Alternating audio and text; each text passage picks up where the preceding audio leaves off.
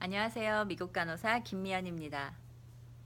지금 여러분 마음속에 가장 크고 또 무겁게 자리하고 있는 고민이나 질문이 있으신가요?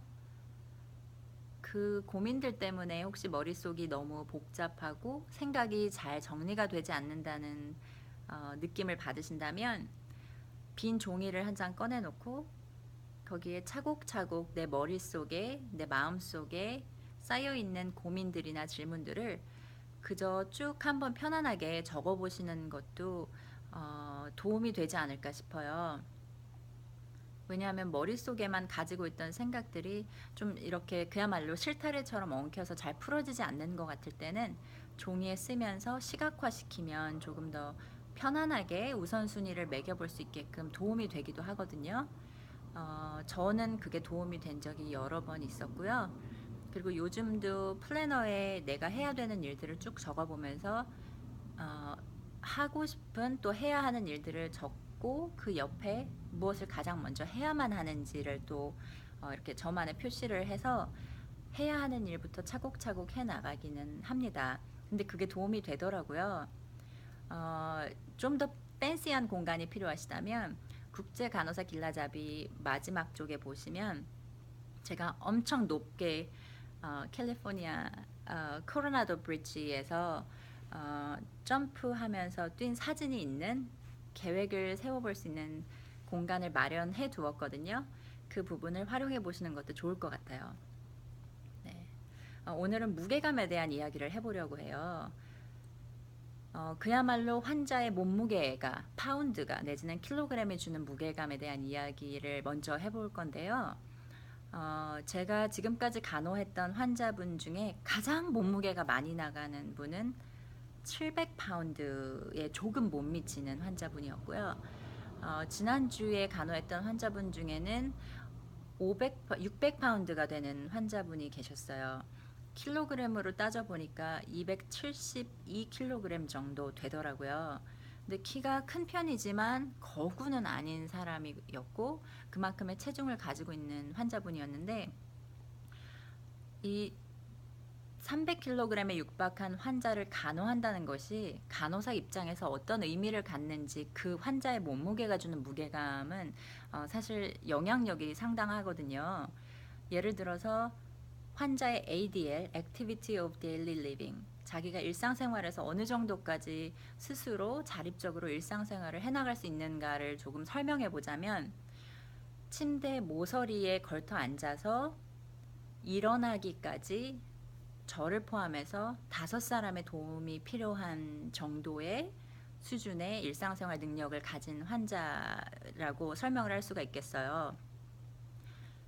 그 환자가 침대에서 걸터 앉았다가 휠체어로 옮겨 앉고자 한다면 두 사람이 휠체어 각 한쪽에서 바퀴가 굴러가지 않도록 잡아주어야 하고, 그리고 다른 두 사람이 환자의 우측 좌측에서 환자분이 일어날 수 있도록 지지해주고 또 풀업을 도와주는 사람이 두 사람 필요하고, 또 한 사람은 뒤에서 그 힙 윗부분과 허리 아랫부분을 밀어주면서 일어날 수 있게끔 도와줘야 하는 그런 정도의 상황이었고요.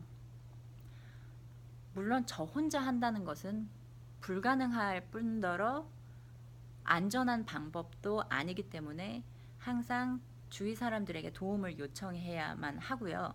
만에 하나 그 환자분이 일어나던 중에 낙상을 한다던가 균형을 잃고 넘어질 듯 한다고 하면 저 혼자 있을 때는 그 사람을 부축하거나 도움을 줄 수가 없기 때문에 자기 자신이 혼자 할 수 있는 것 같다고 하더라도 항상 도움을 주위 사람들에게 동료들에게 구하는 방향으로 하시는 것이 좋고요. 신체 선열을 잘 이용하셔야만 합니다. 제가 학생분들한테도 항상 말씀을 드리는데요. 어, 지금은 나이가 젊잖아요. 근데 50대, 60대, 70대, 뭐 8, 90대까지 간호사를 일을 하고 싶다면 허리에 부상을 입게 되면 할 수가 없죠. 환자를 터닝하고 리포지셔닝 하는 것 자체를 할 수가 없기 때문에, 그리고 허리가 아프면 본인 자체가 스스로의 몸을 오래 서 있는 것이 불가능하기 때문에 간호사로 롱런 하려면 허리에 통증 없이 부상 없이 건강해야 하거든요. 그래서 허리를 쓰는 것 대신에 무릎을 구부리고 환자분을 내 쪽에서 먼 쪽으로 밀기보다는 먼 쪽에서 내 쪽으로 당기고, 그리고 정말 절대 허리를 구부리지 않도록 항상 주의를 주고요. 또 저 자신을 상기시키는 편입니다. 그리고 한 사람이 리더가 되어서 보통 하나 둘 셋 카운팅을 하죠. 그럼 그 구호에 맞춰서 셋에 함께 힘을 실어주는 것으로 하면서 아무도 부상을 당하지 않고 환자에게 제대로 된 간호를 제공할 수 있도록 하려면 그런 팀워크도 굉장히 중요하고요. 동료 간호사 중에 저의 연배인 왜소한 여자 간호사가 있었는데 굉장히 일을 잘하고 뭐랄까요, 신체 선열을 잘 사용하는 간호사였는데, 그 간호사와 다른 간호사가 한 명의 환자를 침상 위에서 풀업, 그러니까 침대 머리맡으로 이렇게 옮기는 작업 중에 밑에 시트가 접혀 있던 걸 모르고 확 잡아서 뽑히는 바람에 그 사람이 균형을 잃고 뒤로 넘어져서 허리에 부상을 입는 사고가 생겼고, 그로 인해서 걸음걸이가 온전치 못하게 하는 상황이기 때문에 더 이상 간호사로 프랙티스 할 수 없던 경우를 본 적이 있거든요. 물론 최악의 시나리오이기는 하지만 상당히 주의해야 되는 부분이기 때문에 다시 한번 강조를 드리고 싶고요. 다른 환자 역시 체중이 같은 250kg에서 260kg 정도 나갔던 여자 환자분이 계셨는데, 그때는 제가 인공 도뇨관을 삽입해야 되는 상황이었는데 저 말고 3명의 어시스트를 제가 도움을 청해야만 일이 가능했었어요. 왜냐하면 워낙 거구이셨기 때문에 각 한 사람이 좌측 우측에서 허벅지 안쪽 살을 잡아주고, 또 한 사람이 머릿맛 쪽에 서서 배꼽 밑에서부터 회음부를 덮은 복부 살을 들어 올려주고 나서야 제가 시각적으로 회음부 부분을 볼 수가 있었고요. 원래 폴리를 인서션 하려면, 인공 도뇨관을 삽입하려면 회음부의 위치를 잡아주고 제가 시각화한 상태에서 라인을 삽입해야 되는데, 그분의 근육을 잡고 있는 제 왼손이 이렇게 후들거릴 정도의 굉장히 많은 양의 근육이었고, 저 혼자는 도저히 불가능한 인공 도뇨관 삽입을 했던 경험이 있습니다. 항상 특히 미국에서 이야기하는 그 비만 내지는 과체중의 범위는 한국에서 상상할 수 없는 킬로그램이나 파운드인 경우가 많기 때문에 정말 주위 동료들에게 도움을 많이 요청하도록 하셔야 된다는 이야기를 꼭 드리고 싶었고요. 또 하나는 환자 대 간호사의 비율이 주는 환자를 내 어깨에 짊어지고 가는 그 듀티의 간호사로서의 무게감에 대해서도 생각을 해보았어요. 법으로 간호사 한 사람이 간호할 수 있는 환자 수가 정해져 있는 캘리포니아에서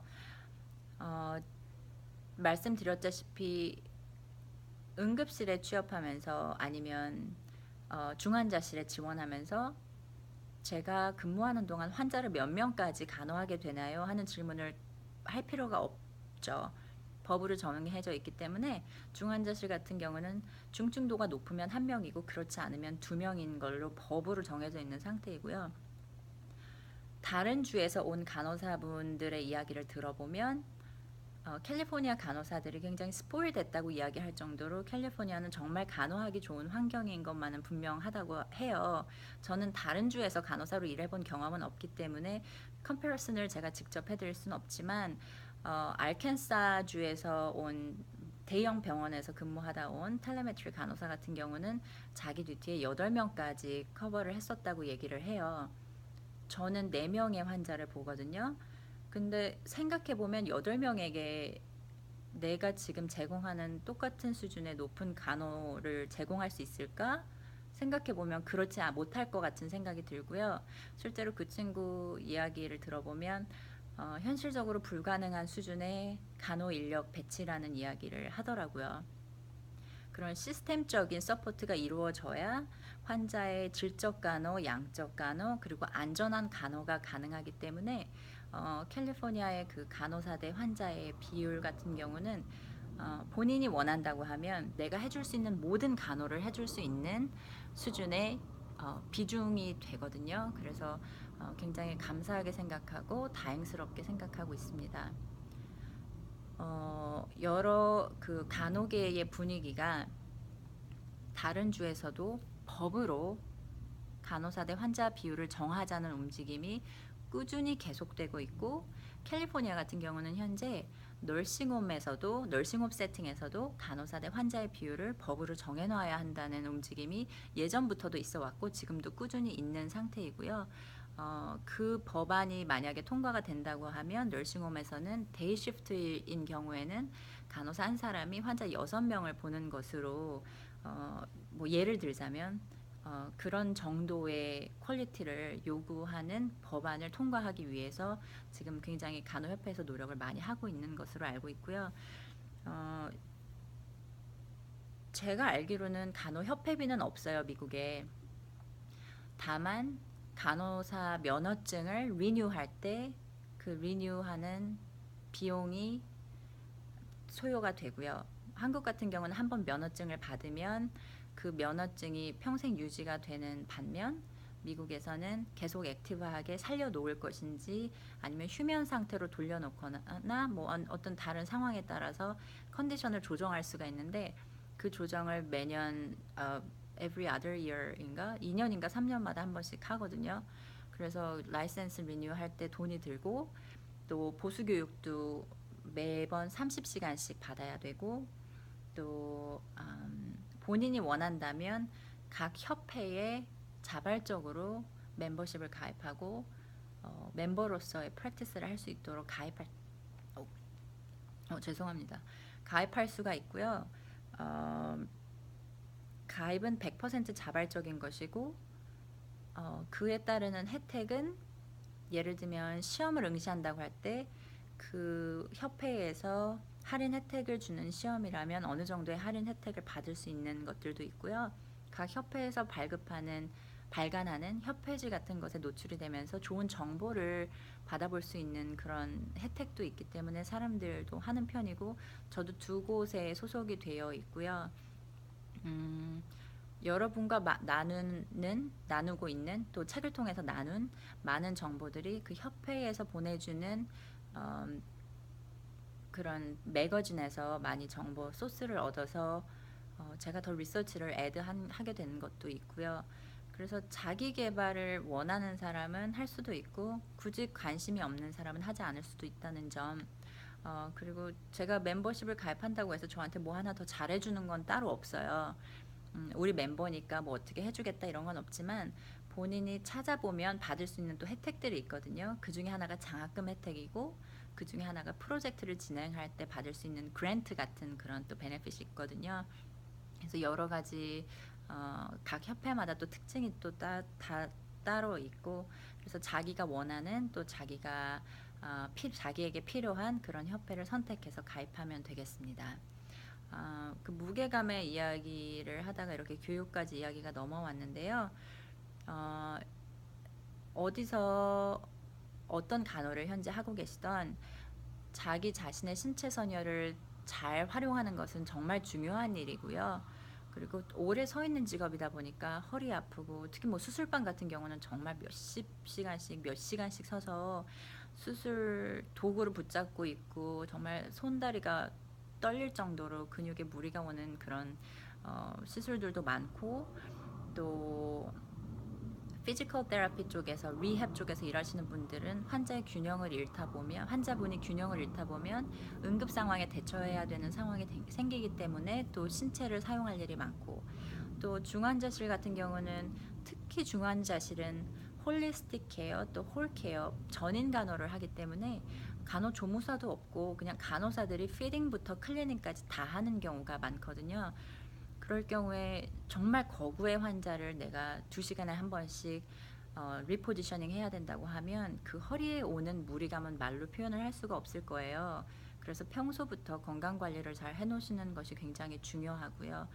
그래서 운동을 많이 하는 간호사들도 많아요. 요가라던가 아니면 근력 운동을 키워주는 운동을 많이 하는 사람들도 많고요. 또 응급실 같은 경우는 그렇죠. 물론 많은 사람들이 있어서 손을 바꿔가면서 로테이션을 할 수도 있지만 응급 상황에 CPR이 터지면 체스 마사지 같은 경우는 컴프레션 같은 경우는 직접 우리가 뛰어 올라가서 심장 마사지를 해줘야 되기 때문에 해보신 분들은 아시겠지만 2분짜리 한 사이클만 하고 나도 다음날 이 팔꿈치 있는 데서부터 손바닥 또 관절 있는데 양쪽 어깨와 뒤에 허리까지 그야말로 쑤시지 않는 데가 없거든요. 그래서 그런 부분에도 신경을 많이 쓰셔야 되고, 그리고 자기가 하다가 한 사이클 더 할 수 있을 것 같아도 손을 바꿔가면서 하기를 저는 적극 권장드리고요. 그런 환경이 갖춰지기를 바라고 있고, 그렇지 않은 곳에서 근무하고 계시다면 항상 신체 선열을 유지하시는 것으로 마음속에 잘 스스로를 상기시켜 보는 게 중요할 것 같은 생각이 들어요. 네, 오늘은 무게감 있는 이야기를 가볍지만 또 무게감 있게 다뤄보았고요. 다음번에는 저의 간호사로서의 삶, 또 여러 가지 지금 3가지 직업을 다 병행하면서 책을 집필했고 또 아내로서 엄마로서도 살고 있는 저의 일상생활을 어떻게 균형을 맞추면서 밸런싱 했는지에 대한 이야기를 해보려고 해요. 혹시 질문 있으시면 그 부분에 대한 질문을 이 비디오 아래 코멘트로 달아주시면 같이 아우러 보도록 노력하겠습니다. 오늘도 여러분의 꿈을 응원하면서 영상 마무리할게요. 여러분의 꿈을 응원합니다. 좋은 하루 되세요.